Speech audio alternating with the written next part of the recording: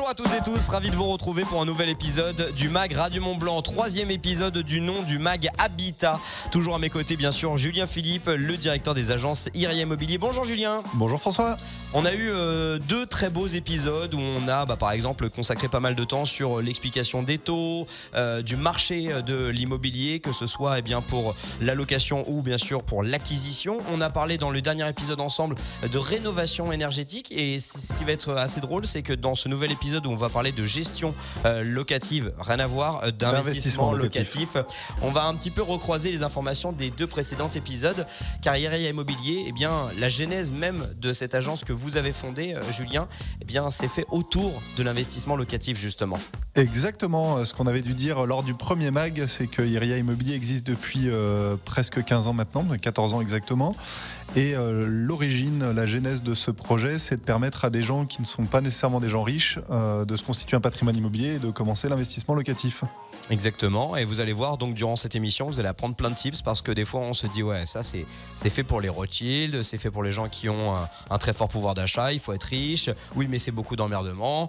Il y a effectivement, il y a le verre à moitié plein, il y a le verre à moitié vide, il y a des avantages, il y a des inconvénients, et on va détailler tout cela ensemble. Aux côtés de Julien, on va aussi avoir le témoignage d'un investisseur. Il doit avoir à peu près nos âges, et vous allez voir que c'est pas forcément le profil d'un riche héritier ou de quelqu'un qui bosse en Suisse et qui a un énorme pouvoir d'achat. C'est quelqu'un qui prépare sa retraite gentiment. Il viendra nous apporter son témoignage. Et puis on aura aussi un de vos collaborateurs, Julien, qui s'appelle Nicolas et qui c'est son métier au final Exactement, Nicolas est en charge de la gestion locative, donc de gérer toutes les problématiques de la vie d'un investissement locatif. Donc les éventuels soucis avec le locataire, les dégâts des eaux, les frigos qui peuvent tomber en panne et ainsi de suite.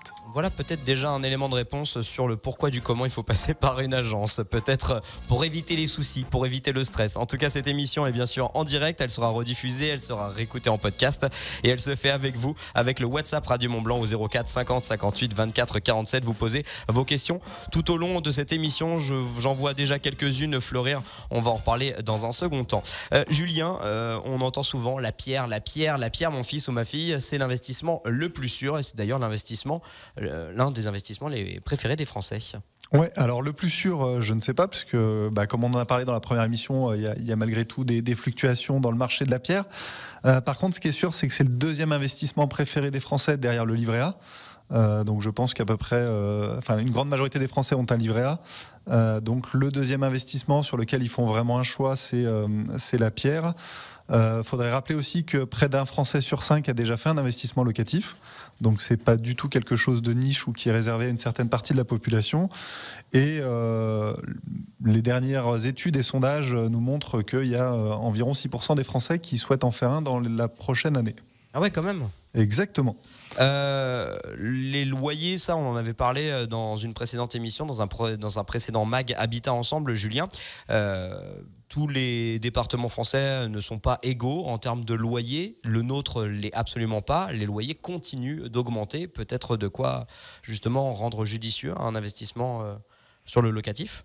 Ouais, exactement. Alors dans l'actualité, on parlait lors de la première émission de l'augmentation des taux, des tensions sur les prix d'achat de l'immobilier.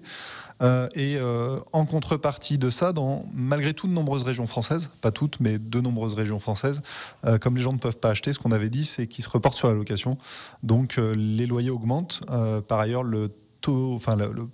l'augmentation des loyers est corrélée à l'inflation. Donc là, on venait de passer 7-8 ans sans inflation ou une inflation très légère, donc les loyers ne bougeaient pas. Maintenant, avec l'inflation qui augmente, les loyers repartent à la hausse, ce qui est un bon indicateur pour les investisseurs en tout cas. Et qui du coup se rapproche au final d'une mensualité que l'on peut avoir si on est un investisseur. Si on prend une mensualité à 1 000 € et que le locataire s'approche des 1 000 €, ça veut dire qu'on est bien, non ? Exactement. Pourtant, je suis pas bon en maths, mais logiquement, quand on arrive proche de zéro dans l'investissement, c'est que c'est plutôt bien. Ça, on en parlait avec vous, Julien. Donc, les loyers augmentent. Par contre, il y a des réglementations aussi qui deviennent un petit peu plus serrées en termes, notamment, on parlait des classes et de rénovation énergétique. Exactement. C'est un sujet qui est totalement d'actualité, dont on a parlé à la dernière émission, mais aujourd'hui, c'est quelque chose sur lequel il faut être vigilant. Alors, je vais quand même profiter de ce petit aparté sur l'énergie. Aujourd'hui, en tant qu'investisseur, c'est plutôt bénéfique d'acheter un logement qui est mal noté et de faire les travaux, puisque quelqu'un qui fait les travaux a toujours plus de chances de faire une plus-value, ou en tout cas d'avoir plus de bénéfices à réaliser lui-même les travaux qu'à racheter quelque chose qui est déjà rénové. Donc c'est quelque chose dont il ne faut pas avoir peur en tant qu'investisseur. Et la banque, elle n'est pas frileuse, sans mauvais jeu de mots, sur une passoire énergétique? La banque est frileuse, mais il faut bien présenter son projet. Il faut surtout avoir d'ores et déjà des devis de rénovation énergétique. D'accord, parce qu'on rappelle que la réglementation va changer à partir de 2024, c'est ça? Alors la réglementation a déjà changé, puisqu'il y a une partie des logements qui sont impropres à la location aujourd'hui. Et ensuite, les prochaines étapes, c'est 2025, 2028 et 2028. Je ne sais plus. Et après, on verra ce qui nous arrivera. Mais c'est pour les plus blascasses. Vous savez, quand vous achetez ou quand vous louez un appartement, il y a cette espèce de petit diagramme. Ça, on en avait parlé justement en détail avec un diagnostiqueur, justement, qui va de A à G, c'est ça? Exactement. Et donc, les G et F ne sont plus propres aujourd'hui à la location. Il faut nécessairement que le propriétaire seront plus propres. Ne seront plus propres à partir de 2025. Et il faut donc forcément investir dans de la rénovation énergétique pour pouvoir le louer. Oui, tout à fait. Sinon, il nous reste sur les bras et ça serait quand même dommage d'investir sur quelque chose qui vous resterait sur les bras. Pourquoi donc investir dans le locatif? Pourquoi les Français investissent de manière générale dans le locatif? Alors, il y a Enfin, je pense que la majorité des auditeurs en sont conscients, parce que je pense qu'on s'est tous posé cette question. À un moment, il y a plusieurs raisons. La première raison, c'est de se constituer un patrimoine. Il y a malgré tout plein de Français qui ne peuvent pas acheter leur résidence principale ou qui n'ont pas des revenus suffisants pour acheter leur résidence principale. Le fait d'acheter un appartement, ça permet de se constituer un patrimoine. Il y en a d'autres, c'est pour laisser quelque chose à leurs enfants, autre chose que leur résidence principale, et de se dire, bah voilà, on vient d'avoir un bébé, on achète un appartement, quand il aura 20 ans, l'appartement sera payé, on pourra lui laisser pour payer ses études, pour vivre dedans pour ses études, enfin voilà, quel que soit l'objectif à terme. Et il y a également beaucoup de Français, et je crois que c'est le cas de Nelson, exactement, merci. Qui viendra témoigner tout à l'heure. Où c'est pour préparer la retraite, puisqu'on sait, en tout cas, on ressent qu'on aura de moins en moins de retraite et qu'il est important de la préparer et de pouvoir anticiper sa retraite. Ouais, et hier j'ai discuté un petit peu avec lui et puis il avait un calcul très simple, il vous le dévoilera. Et surtout, il a les pieds sur terre, ce garçon. Son témoignage peut-être incitera certaines personnes à se lancer dans l'aventure ou au contraire se diront c'est pas pour moi, parce qu'il va vous présenter tous les avantages. Les inconvénients, on sait qu'ils sont nombreux. Il y a différentes stratégies, ça on le dit, Julien. Donc c'est soit pour sa retraite, soit pour se constituer aussi un patrimoine pour ses enfants, mais aussi pourquoi pas. Souvent on achète des biens là, des appartements qui sont un peu moins chers, qui ne sont pas forcément au prix des maisons, et on peut le rembourser plus vite, donc on peut vite se retrouver à 40-50 ans à avoir 500, 1000 euros, 1500 euros qui tombent tous les mois, et donc du coup on peut prendre un peu de recul même sur son travail par exemple. Ça peut être un objectif, effectivement. Ça peut être une tranquillité d'esprit. On parlera dans quelques instants de comment bien choisir évidemment son bien locatif. Est-ce que aujourd'hui on arrive à une rentabilité totale? Est-ce qu'il peut s'autofinancer? Est-ce qu'on peut le louer? Et est-ce qu'il est judicieux aussi de louer au même prix que notre mensualité au niveau de la banque? La banque, on va parler tout de suite d'argent parce qu'à mon avis les gens se posent beaucoup cette question. Il faut avoir un apport, on peut le faire sans emprunt, ou il faut à tout prix avoir au minimum les frais de notaire comme pour sa résidence principale, Julien? Alors déjà, vous avez fait un lapsus, François, sur est-ce qu'il faut avoir un emprunt, mais ça va me permettre de répondre à une question. Le principal avantage de l'investissement immobilier, c'est justement d'emprunter et de faire un effet de levier. C'est-à-dire qu'en n'ayant pas l'argent, on peut acheter un bien. C'est finalement le locataire qui achète le bien, enfin les locataires, puisqu'on en a rarement un sur 20 ans, mais ce sont les locataires qui financent le bien. C'est un des principaux avantages qu'il ne faut pas oublier quand on le fait. C'est pourquoi est-ce qu'on fait un investissement locatif plutôt que mettre sur une assurance vie, investir en bourse, etc. C'est quasiment le seul marché au final où on peut faire ça, où en fait on fait payer les autres pour son investissement. Oui, exactement. C'est presque le seul marché. Et par contre, est-ce qu'il faut un apport? On en a parlé lors des précédentes émissions. Les conditions de crédit se sont resserrées. C'est de plus en plus difficile d'obtenir un crédit. Il y a une dizaine d'années, nous, quand on a commencé, nos clients venaient chez nous avec 0 € en poche et ils repartaient avec un appartement. Aujourd'hui, c'est compliqué. Il faut à minima les frais de notaire, voire les frais d'agence, voire une partie des travaux. Ça va dépendre de votre situation professionnelle, de votre épargne, etc. D'accord, donc on est plus sur du 10% de la valeur du bien. Ouais, exactement. 10-12%. Il faut compter entre 10 et 15% de la valeur du bien. Bon, il faut mettre un petit peu de côté, ou il faut avoir une bonne surprise, ou parfois une mauvaise nouvelle, mais qui peut apporter une bonne surprise en termes d'héritage, par exemple. Et plutôt que laisser dormir l'argent, pourquoi pas le faire travailler, et en dehors même de la bourse, ou de, par exemple, comme on vient d'en parler avec Julien, pourquoi pas le mettre à profit, justement, parce qu'on sait qu'aujourd'hui, ici, bon, tout se loue, je veux pas dire on va pas vanter les vendeurs de sommeil, loin de là, mais par contre moi j'ai été un moment sur le marché du locatif, mais en tant que locataire, on se battait à 15 pour un appartement, et si on répondait pas dans l'heure, on savait qu'on était out, donc on sait qu'on arrivera forcément à louer un bien ici en Haute-Savoie. Ouais, alors c'est une particularité de la région. Après, je pense que Nicolas, qui est gestionnaire locatif, nous en reparlera un petit peu en fin d'émission. Faut faire très attention malgré tout à ne pas essayer de louer n'importe quoi, puisque quand on loue n'importe quoi, on va le louer, il n'y a pas de souci, mais le locataire ne va pas rester. Il va pas rester. Le fait d'avoir un locataire qui change tous les 3 à 4 mois, 5 mois, 6 mois, ça dégrade beaucoup plus vite le logement, ça génère beaucoup plus de travail, ça génère beaucoup plus de stress, etc. Et puis ça coûte plus d'argent aussi. Et ça coûte plus d'argent. Donc la nécessité, c'est comme dans toutes les collaborations, comme dans un couple, comme avec vos enfants, comme avec vos collaborateurs au boulot.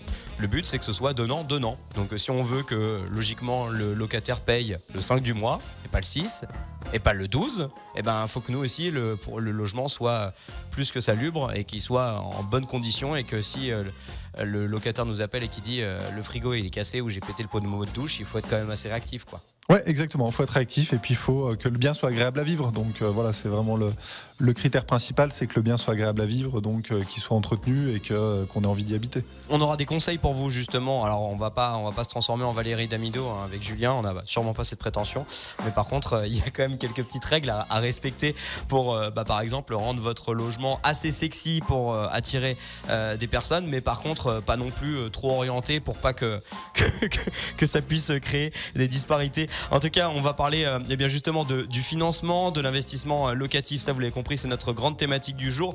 De comment choisir son locataire. J'ai pas mal de témoignages là en ce moment sur le WhatsApp Radio Mont-Blanc, et ça montre que la vie n'est pas toute rose aussi quand on est un investisseur. On va essayer de parler de cette question en long, en large et en travers. On est ensemble jusqu'à 11h dans ce Mag Radio Mont-Blanc. À tout de suite. Il faut savoir que là, on est vraiment dans la plus grande des légitimités, étant donné que IRI Immobilier a été créé justement pour accompagner les investisseurs dans la location. L'investissement locatif, c'est la thématique de cette journée et de ce Mag Habitat Radio Mont-Blanc. Vous continuez évidemment de poser vos questions via le WhatsApp. J'en ai pas mal autour des locataires, et pour montrer que ce n'est pas tout rose, mais peu importe votre stratégie, on en a déjà parlé un petit peu avec Julien. C'est vrai que la réforme des retraites, on se pose de plus en plus de questions. Il est même un peu fou d'imaginer notre retraite quand on a 35 ans aujourd'hui. On se doute qu'on va encore avoir quelques réformes de retraite, donc pourquoi pas se constituer un petit pécule, un petit patrimoine qui pourra peut-être nous donner un apport de retraite, un petit complément en tout cas. Julien, est-ce que comment en fait on se lance? Est-ce qu'on vient vous voir en premier abord? Est-ce qu'on vient en disant voilà, moi j'ai tant dans mon enveloppe, qu'est-ce que vous pouvez me conseiller? Parce qu'on en a parlé, c'est un des deuxièmes investissements préférés des Français, le marché de la location. Oui, tout à fait.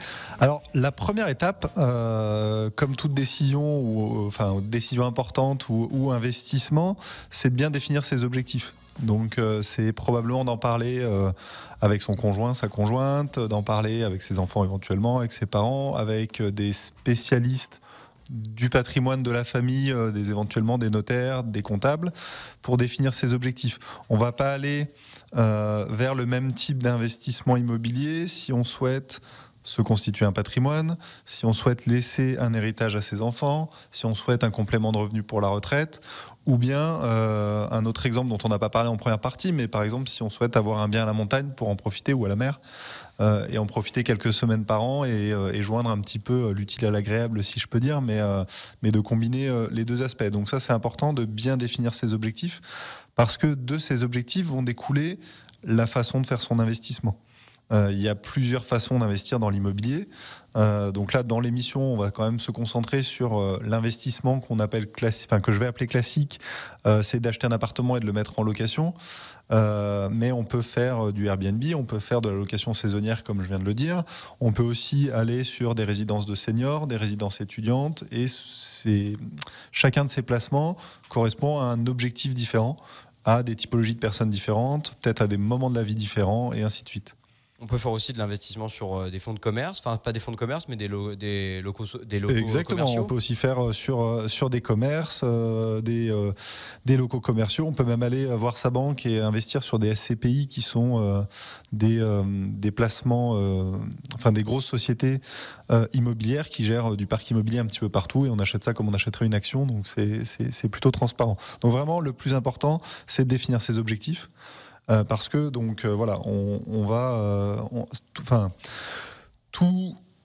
toute la stratégie d'investissement va découler de ces objectifs. Et donc maintenant, pour rentrer un peu plus dans le détail de la location classique, pour être vraiment sur ce qu'on maîtrise absolument sur le bout des doigts depuis 15 ans, c'est pareil, dans cette location classique, on peut faire de la location nue, donc c'est vraiment de louer un appartement avec juste les murs, classiquement comme on peut l'imaginer au premier abord. On peut faire de la location meublée. Donc là où on met les meubles et où le locataire n'a plus qu'à venir et à poser ses valises, ce qui se prête très bien dans la région, ce qui se prête aux petites surfaces, qui permet de louer un peu plus cher et ainsi de suite. On peut aussi avoir un objectif de défiscalisation, acheter par exemple des logements neufs et profiter de la réduction d'impôts et ainsi de suite. Ok, donc ça c'est les différentes typologies, on va dire, d'investissement locatif. On reviendra un petit peu plus en détail sur quel est l'avantage, par exemple, d'un meublé et d'un appartement nu. Est-ce qu'on arrive en termes de financement, donc là on en parlait il y a quelques instants, est-ce qu'on arrive à un autofinancement, une bonne rentabilité aujourd'hui? Vous l'avez dit, vos clients il y a 10 ans ils venaient avec un taux aux alentours... ils venaient surtout sans apport. Ils venaient sans apport et puis ils venaient avec des taux bas. Aujourd'hui il faut un apport et il y a des taux plus hauts. Ouais, il faut distinguer deux choses sur un investissement immobilier. Il y a deux paramètres importants qui sont liés mais pas forcément. On va parler du taux de rentabilité. Donc ça c'est un calcul mathématique qui est totalement indépendant de l'apport, de l'argent qu'on met ou du prêt qu'on fait. C'est globalement pour un taux brut, et je ne vais pas rentrer dans le détail parce que malheureusement on n'aurait pas le temps, mais on prend les loyers, on les multiplie par 12 et on les divise par la valeur du bien. Ça nous donne un pourcentage. Donc quand on parle d'un bien qui a 5% de rentabilité, 10% de rentabilité, 15% de rentabilité, c'est de ce chiffre-là dont on parle. D'accord. Et le deuxième paramètre à regarder, c'est l'effort financier. Donc c'est ce qu'on va devoir rajouter tous les mois. C'est très difficile de répondre à cette question sur est-ce que c'est possible sans effort financier, puisque là, en réalité, l'effort financier ne dépend que de l'apport qu'on met au départ. Si vous achetez un bien 100 000 € et que vous mettez 90 000 € d'apport, tous les mois, il va vous rapporter de l'argent. Forcément. Voilà. Donc c'est des paramètres qui sont à affiner. Nous, par exemple, les produits typiques que l'on propose chez Iria Immobilier, c'est des appartements qui valent autour de 100 000 €. Nos clients, quand ils mettent 20 000 € d'apport, ils ont un effort financier qui est quasi nul. C'est quelques dizaines d'euros par mois. Ça dépend vraiment de la localisation et c'est entre 20 et 50 € par mois. D'accord, donc là on n'est pas sur des milliers d'euros sur une année par exemple. Exactement. L'effort financier. Donc à rajouter en plus de ce que le locataire nous donne pour payer notre mensualité. Vous venez de le dire, le principal produit, Julien, que vous vendez auprès de vos investisseurs qui viennent toquer chez vous, c'est du petit logement, au vu de la valeur que vous venez de nous donner. Pourquoi est-ce qu'on investit, quand on pense tout de suite investissement locatif, on dit « je vais acheter un studio ». Alors, il y a une raison très simple. En fait, il y a deux paramètres dans le choix d'un appartement pour l'investissement. Le premier, c'est le lieu. Donc, il faut privilégier des endroits où il y a une forte tension locative, donc où il y a de la demande, ou des zones étudiantes. Et sauf cas particulier, il faut faire attention à ne pas investir dans des villes où, par exemple, il y a une décroissance démographique, où il y a des zones touristiques qui baissent en attrait. On pense aux petites stations, aux stations de basse altitude ou ce genre de choses. Et ensuite, il y a la typologie du bien. Ce qu'il faut bien comprendre, c'est que pour un investissement immobilier réussi, il faut éviter de mettre trop d'affectifs dedans. Puisque là où on va faire des bonnes affaires en termes d'investissement, c'est quand on va acheter des biens que les gens ne veulent pas acheter. Je m'explique. Si vous voulez investir dans un T3, par exemple un appartement T3, donc avec 2 chambres, à Annecy, Si vous choisissez un appartement qui a une vue sur le lac, vous allez être en concurrence à l'achat avec des jeunes couples qui viennent de se mettre ensemble, qui ont eu un petit héritage, et pour qui ce ne sera pas un problème de payer 20, 30, 40% de plus que le prix du marché pour ce bien. C'est celui-là qu'ils veulent, pour élever leurs enfants, avoir la vue sur le lac, etc. Alors que vos locataires, je ne vais pas dire qu'ils s'en moquent, mais la plus-value qu'ils seront prêts à mettre pour avoir une vue lac, c'est beaucoup moins important, puisque forcément, eux, ils ne vont pas rester toute leur vie dans votre appartement. Ils sont de passage. Voilà. Donc, c'est pour ça qu'il faut faire attention à acheter des biens qui sont, alors certes propres, c'est pas du tout ce que je veux dire, mais des biens qui ne sont pas en première liste de ce que les gens vont vouloir acheter comme résidence principale. Donc se détacher de l'affectif et du coup de cœur, quoi. Il n'y a pas de coup de cœur en investissement locatif. Faut éviter à tout prix et je dirais même, nous on conseille à nos clients de ne jamais faire de coup de cœur et de ne pas aller voir les appartements tant qu'ils ne les ont pas achetés, pour éviter tout affect. Ah ouais. Exactement. Ils achètent sans aller voir. Ouais, tout à fait. La majorité achète sans aller voir. Parce qu'il y a l'appartement, mais il y a les communs, il y a la cour, il y a l'état du bâtiment général. Justement, c'est important de s'en détacher parce que... il va être loué quoi qu'il arrive. Il va être loué et puis après, attention, on n'est pas dans des choses insalubres. Je ne suis pas du tout en train de dire qu'il faut acheter dans des endroits insalubres. Non, mais un peu en fait, voilà, exactement. Quand on a des parties communes vieillottes, quand on a des vieilles portes en bois, quand on rentre dans un appartement avant les travaux où il y a du vieux carrelage, il y a une vieille cuisine des années 70, tout de suite, on va cogiter la nuit, on va se dire « Ah mince, mais est-ce que vraiment la rénovation, ça va être à mon goût ?» Que si on se détache de tout ça, en fait, on achète un bien qui a un bon prix. Une fois les travaux faits, il va se louer très très bien et ça sera un investissement performant.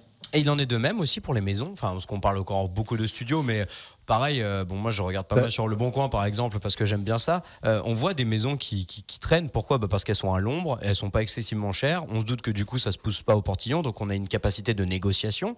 C'est la même chose ? C'est la même chose. En fait, traditionnellement dans l'immobilier, on achète des petites surfaces. Pourquoi ? Parce que très peu de gens veulent acheter un studio ou un T2 pour y vivre toute leur vie. Voilà. Donc il y en a peu qui achètent pour y vivre. Donc c'est pour ça qu'ils sont moins chers en proportion. Et après, c'est la même chose pour les maisons qui sont un peu mal exposées, un peu mal foutues. Mais où en fait, il y aura toujours des locataires, puisqu'il y a des gens qui, pour 3, 4, 5 ans de leur vie, une période de transition, la maison leur va très bien. Eux, ils ne sont pas propriétaires. Ils n'auraient probablement pas acheté cette maison. Par contre, pour y vivre en tant que locataire, je pense que François, vous comme moi, on a déjà habité dans des choses où on était locataire. C'était loin d'être insalubre, mais on n'y aurait jamais acheté pour y passer notre vie. Non, ça c'est vrai. Et puis, indéniablement, il y a 10 000 personnes qui arrivent chaque année sur le territoire au Savoyard. Il n'y a que 5 000 logements qui sortent de terre. Donc, il trouvera toujours preneur, notre logement. Exactement. Julien, justement, en parlant de bâtiments qui sortent de terre, vous l'avez abordé vraiment en surface. Investir dans le neuf ou dans l'ancien, est-ce que investir dans le neuf, justement, ça peut être une solution pour profiter? Par exemple, on sait que les taux sont moins forts. Enfin, alors je m'explique parce que j'ai pas forcément le bon jargon. C'est comment dire, quand on perd notre mot, en plus on n'arrive jamais à le retrouver. Les frais sont moins forts, 7% contre 10% pour le neuf. Ouais, alors après, c'est pas. Frais de notaire, merci. Encore une fois, je reviens à ce que j'ai dit en introduction, c'est que ça dépend de notre stratégie. C'est vraiment, il y a des très mauvais investissements dans le neuf, il y a des très mauvais investissements dans l'ancien, il y a des très bons investissements dans le neuf, il y a des très bons investissements dans l'ancien. Ça dépend de la stratégie. Faut pas se fixer sur les frais de notaire parce que bien souvent, voire même quasi systématiquement, la diminution des frais de notaire dans le neuf est compensée par un prix d'achat plus élevé. Okay. Donc au final, l'enveloppe globale reste à peu près la même. Il y a vraiment une différence totale de stratégie entre les deux ? Oui, tout à fait. Sur de l'ancien, on va vraiment être sur... alors, typiquement, idéalement, il faut aller sur du meublé où on va avoir des loyers un peu plus élevés, des rentabilités bien meilleures. Par contre, alors même si on ne paye pas d'impôt dans le loueur meublé non professionnel, ou quasiment pas d'impôt, on est quand même malgré tout fiscalisé. Là où dans le neuf, on va avoir une rentabilité moins bonne. L'effort financier mensuel va de toute façon être supérieur puisque la rentabilité est moins bonne. Mais par contre, en contrepartie, on a une réduction d'impôt. Okay. Donc c'est vraiment deux stratégies différentes qui sont très intéressantes toutes les deux, mais qu'il faut estimer en fonction de ses objectifs. Vous l'avez dit là aussi. En fonction de ses objectifs et de ce qu'on souhaite faire. Voilà. Et là, vous l'avez dit aussi, pour le meublé et l'appartement que l'on dit nu, là aussi, c'est deux stratégies fondamentalement différentes. C'est deux stratégies différentes, exactement. Avec pas du tout la même rentabilité. Ou en tout cas, pas sur le même terme. Oui, exactement. Vraiment, à chaque fois, c'est important de bien définir ses objectifs et d'en parler avec des professionnels, donc aussi bien des agents immobiliers ou des spécialistes de l'investissement comme nous, mais également avec votre notaire de famille, votre expert comptable, voilà. Ok, dans les prochaines minutes, on va justement avoir le témoignage de Nelson. Il a à peu près nos âges, comme je le disais, il a moins de 40 ans et il se constitue depuis déjà une petite dizaine d'années un joli patrimoine. Mais est-ce qu'il va aller plus loin ? J'ai l'impression d'être sur TF1 et de faire un teasing avant pub. On va le voir vidéo dans les... sur Instagram qu'on voit beaucoup en ce moment, sur Instagram, sur YouTube, des gourous qui nous vendent qu'on va devenir rentier avec l'immobilier et ce genre de choses. Ça n'existe pas. Non mais on peut devenir rentier, mais pour ça il y a quand même une certaine prise de risque et pour ça surtout il faut quand même avoir un petit peu de trésorerie pour la faire travailler. Justement, juste avant de retrouver Nelson là dans à peu près 3 minutes, Julien, j'ai un cas concret. Par exemple, je suis proprio moi de ma maison, j'ai un héritage de 50 ou 60 000 euros. L'adage dit qu'on ne met pas tous les œufs dans le même panier. Est-ce que vous le conseillez ou est-ce que vous prenez par exemple, je sais pas moi, donc j'hérite de 60 000 euros, je prends les 60 000 euros, je viens vous voir et je dis Julien, combien vous pouvez m'acheter l'appartement avec ça ? Alors, je suis pas conseiller financier, je suis pas notaire et je suis pas expert. Malgré tout, faut garder en tête qu'en termes d'investissement, construction de patrimoine, etc., c'est toujours important de ne pas mettre ses yeux dans le même panier et de diversifier. Par exemple, quelqu'un qui aujourd'hui aurait un héritage de 60 000 euros, moi, mon conseil, ça serait de prendre 30 000 euros pour faire un investissement immobilier et de mettre 30 000 euros sur une assurance vie en bourse, enfin sur un placement bancaire un peu plus traditionnel pour sécuriser et puis pas être tout sur un bien immobilier. D'accord, mais encore une fois, on le rappelle avec Julien, donc il y a cet effet de levier et donc vous achetez techniquement. Alors c'est sûr que pour l'instant c'est la banque qui possède votre bien quand vous êtes au tout début de vos remboursements, mais petit à petit c'est quand même un locataire qui va payer votre investissement et qui à la fin va vous permettre d'avoir un complément de retraite ou pour d'autres objectifs. Exactement. Dans les prochaines minutes. Un petit point, alors désolé de vous couper. Il n'y a pas de souci. Un petit point important dont on n'a pas parlé, on n'est pas obligé d'être propriétaire de sa résidence principale pour faire un investissement. C'est-à-dire qu'on peut être locataire, donc rembourser l'appartement de quelqu'un d'autre, et nous-mêmes acheter un investissement locatif pour préparer le futur. Ah, c'est très judicieux ça d'en parler. Et donc du coup... Nous on a l'exemple, alors je vais prendre un exemple un peu concret et amusant entre guillemets d'une cliente qui est pas très riche, qui est pas très riche du tout, elle est mère célibataire, mais pour se constituer un patrimoine, elle a acheté un premier appartement il y a quelques années et maintenant elle achète sa résidence principale, donc au bout de 5 ans, et le fait d'avoir déjà un appartement, ça facilite son dossier bancaire. D'accord, donc qui ne s'est probablement pas passé sans cet investissement. Vous avez anticipé en fait ma question d'après qui était est-ce que ça réduit du coup ma capacité d'emprunt si par exemple j'ai un logement en location que j'ai acheté pendant mes 25, 26 ans, 30 ans et puis après j'ai un coup de cœur, je me suis mis avec une conjointe, j'ai un enfant, j'ai envie d'acheter une belle maison. Et généralement c'est facilitant. Puisque la banque voit que vous avez déjà du patrimoine immobilier, vous avez déjà du patrimoine en fait. Si vous avez su bien le gérer, ça montre que vous connaissez, vous avez des notions de gestion financière, de gestion immobilière et que vous savez ce que vous faites. Donc techniquement ils ont quelque chose pour se retourner aussi quoi. Ouais, exactement. Ça leur donne une garantie, ils aiment bien ça les garanties les banquiers. Ils aiment beaucoup les garanties les banques. Justement, on va parler de banque avec Nelson dans quelques instants. Il me l'a dit très bien hier. Un banquier, faut le rassurer. À tout de suite. Avec Julien Philippe des agences IRI Immobilier pour ce 3e épisode autour de l'habitat. Après l'explication des cours, des taux, du marché de l'immobilier de manière générale. Après l'explication autour de la rénovation énergétique et justement des lois qui vont nous obliger à le faire et notamment dans la gestion locative. Eh bien, nous sommes aujourd'hui dans l'investissement locatif. Pourquoi le faire ? Pourquoi se lancer ? Est-ce destiné qu'à une élite, qu'à une classe ? Depuis tout à l'heure, nous essayons avec Julien justement de vous en parler. On va en parler avec un cas concret. Il s'appelle Nelson. Nelson, c'est un de vos clients, c'est ça Julien ? Oui, tout à fait. Nelson, c'est un client depuis, il va nous le rappeler, mais 5-6 ans. Ok, et donc il s'est lancé grâce à une rencontre et c'est là que tout commence. C'est comme ça qu'on en parlait tout à l'heure avec Julien. On va voir. Ça veut dire que pas forcément qu'on va acheter, mais en tout cas on se fait conseiller. Comme ça au moins on peut en parler ouvertement. Bonjour Nelson. Bonjour. Merci d'être avec nous sur Radio Mont-Blanc. Pardon Julien. Merci d'être avec nous sur Radio Mont-Blanc dans ce mag autour de l'habitat, autour de l'investissement locatif. Vous êtes lancé il y a combien de temps Nelson ? Comme a dit Julien, il y a à peu près 6 ans, entre 6 et 10 ans, je ne sais plus exactement. La typologie du client de Nelson, c'est à peu près ce que vous retrouvez, ce que vous nous avez expliqué depuis tout à l'heure ? Oui, exactement. Nous, on a accompagné à peu près 300 clients en 15 ans et Nelson est vraiment représentatif de nos clients. Nelson, vous êtes arrivé avec une stratégie de base. Vous y êtes allé pourquoi dans l'investissement locatif, justement? Alors, c'est quelque chose qui m'a toujours intéressé. C'est vrai que le terme rentier a toujours fait rêver. Et en fait, je pensais que c'était impossible ou alors très très difficile. Et un jour, en parlant avec des personnes, je me suis fait diriger justement vers Iria, où j'ai été conseillé, où on m'a expliqué que c'était possible. Et après, j'ai fait le choix de me lancer justement dans cette aventure. Ce qui était important, c'était vraiment de comprendre dans quoi vous mettiez les pieds, aussi bien les avantages que les inconvénients. C'est ça, Nelson? C'est ça que j'ai vraiment bien aimé, c'est qu'en fait on m'a rien caché, on m'a pas vendu quelque chose en me disant que tout était rose. On m'a dit les avantages, les inconvénients, et après j'ai pris ma décision. Donc il fallait être conscient de ça. Aujourd'hui, donc ça fait, on vient de l'entendre, à peu près 6 ans que vous êtes propriétaire de combien d'appartements? D'ailleurs, je vous ai même pas demandé, Nelson. 3 appartements. D'accord. Et vous aviez un objectif de base sur ces 3 appartements, c'était de les rentabiliser sur une période donnée, c'est ça?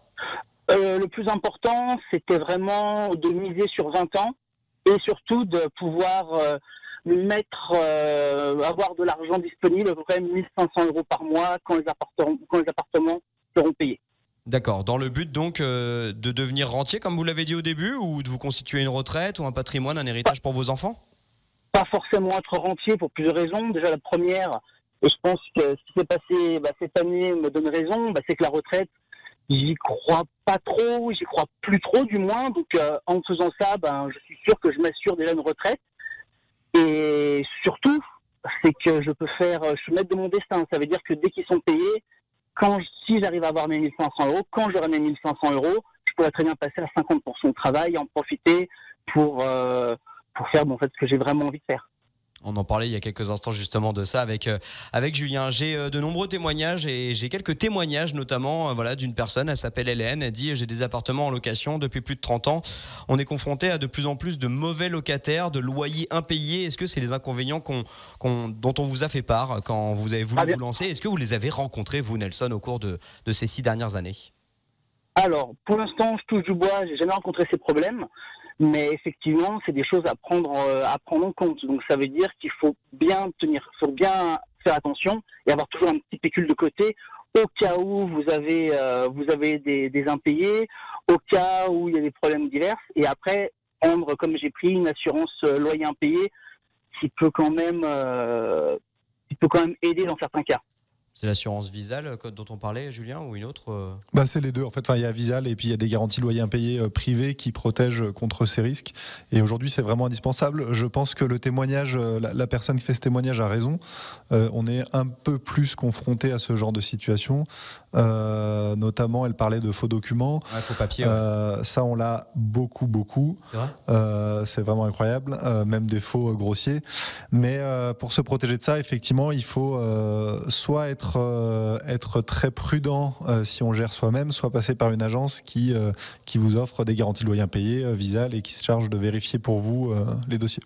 On fait une toute petite pause et on retrouve Nelson et Julien d'Iria Immobilier tout de suite. On avait un témoignage passionnant, celui de Nelson qui donc possède 3 appartements dans la région, qui s'est lancé il y a entre 6 et 10 ans globalement.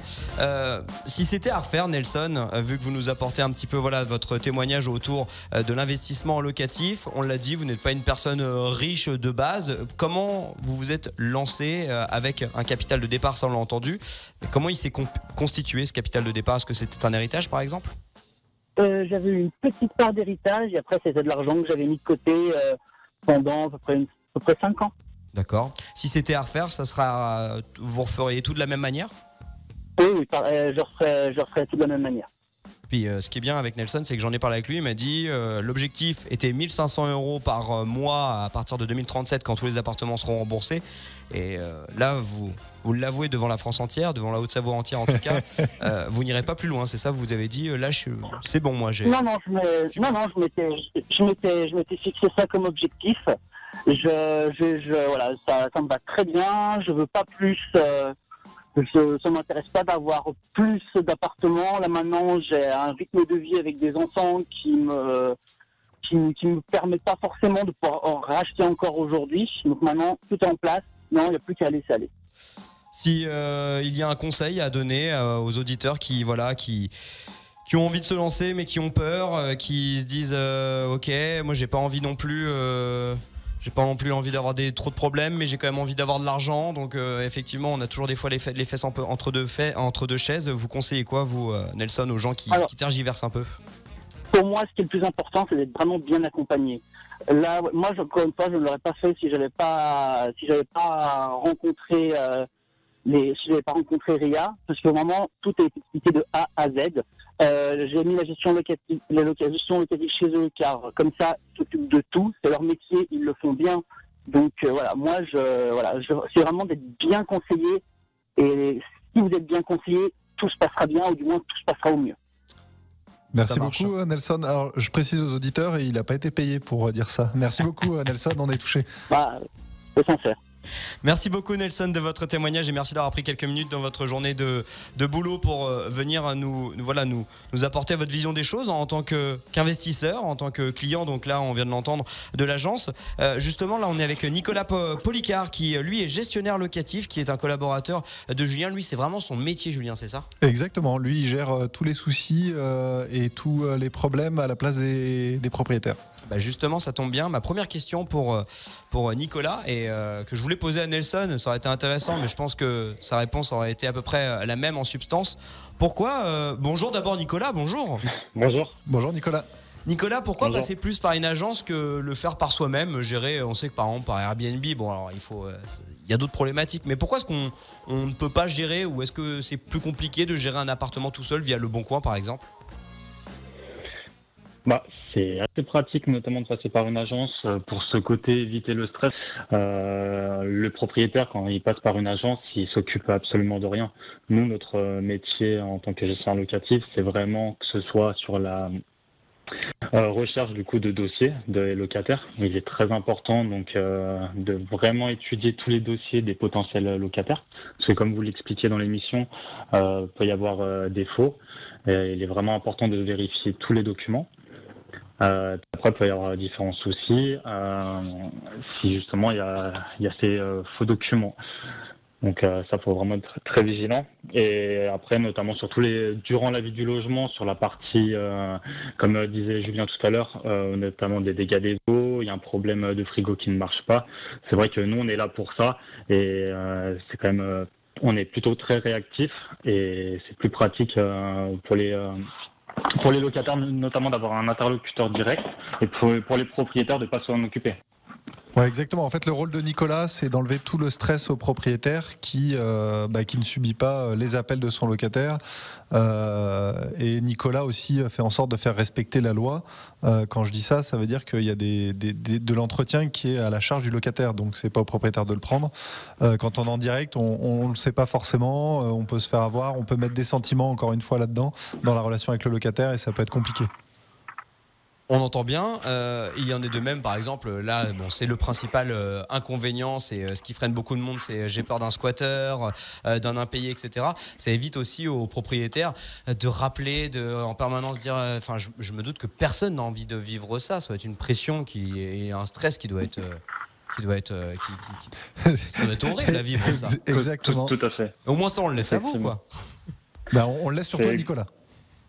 C'est exactement ça. Après, c'est vrai que notamment quand on a un appartement squatté, c'est vrai qu'il y a énormément de procédures, et il est important de bien suivre les procédures dans l'ordre, que ce soit porter plainte, après prendre contact avec la gendarmerie, la préfecture, ce genre de choses. Et c'est vrai que si on est seul, c'est pas toujours évident, et les procédures sont déjà très longues pour enlever les squatteurs. Et c'est vrai que si par exemple il nous manque un document, on fait pas je dirais la procédure dans le bon ordre, ça va rajouter en fait en termes de délai pour arriver jusqu'à la finalité, à savoir l'expulsion du squat. Ouais, donc ça peut vite se retourner contre nous, donc c'est vraiment acheter de la tranquillité. Exactement. Alors après, Je vais juste rajouter quelque chose parce que là, donc Nicolas parle du cas extrême du squat, Oui, où juste un impayé, sinon. heureusement ça arrive pas souvent. Mais par exemple, le cas d'un impayé, le fait de passer par une agence fait que tous les délais de procédure sont respectés, ce qui en tant que particulier on fait pas forcément. Enfin, si on est en congé et qu'on voit pas passer le paiement du locataire, on peut le relancer avec un mois de retard. Et les assurances loyers impayés sont très vigilantes puisque comme ce sont des assurances, elles évitent de payer au maximum. Et donc on peut vite se retrouver dans des situations compliquées même avec une garantie loyer impayé, alors qu'avec une agence, c'est de la responsabilité de l'agence. Si jamais nous on fait une erreur, vous êtes de toute façon en tant que propriétaire couvert. Je demande pas forcément, Julien ou Nicolas, un chiffre bien évidemment, mais est-ce que c'est de passer par une agence pour un propriétaire, est-ce que ça représente un gros manque à gagner sur une année ou en termes, est-ce que vous avez des honoraires par mois sur les Oui, loyers ? exactement. Nous, donc chez Iria, mais nos confrères, c'est à peu près du même ordre d'idée. Je parle pas de chiffres, hein, je demande juste si c'est beaucoup. Non, mais c'est important de donner les chiffres parce que pour le coup, les gens vont se rendre compte, c'est 6,5% du loyer. Donc sur une année, on perd 6,5% de ses revenus pour avoir la tranquillité d'esprit, dormir sur ses deux oreilles et ne pas être harcelé, alors je mets des guillemets, mais harcelé par son locataire qui aurait des soucis. Bon je pense que ça en vaut largement la chandelle. Nicolas, quelque chose à rajouter peut-être, parce que je sais que vous avez écouté attentivement cette émission autour de l'investissement locatif. Peut-être quelque chose à rajouter pour conclure cette émission ? Non, surtout sur le fait si la personne souhaite du coup, comme vous expliquiez avec Julien, passer seul, sans agence, vraiment être très vigilant sur l'étude du dossier, sur éviter de faire des visites par visio ou sans forcément que le locataire n'ait pas vu le logement, parce que ça peut éviter tout souci par la suite.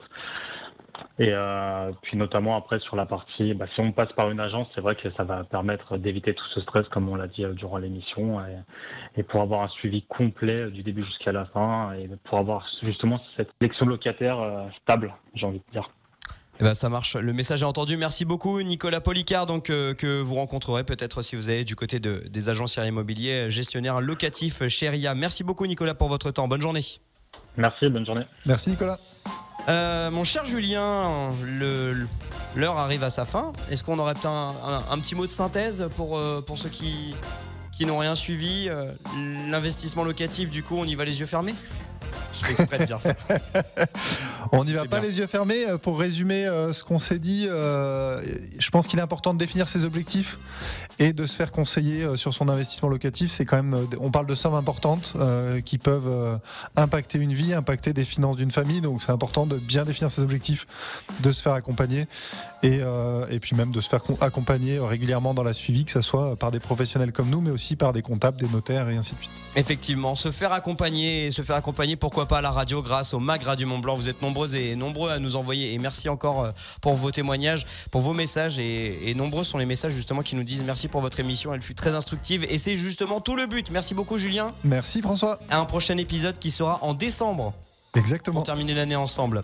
Le MAG Radio Mont Blanc est à retrouver en podcast dès maintenant sur radiomontblanc.fr.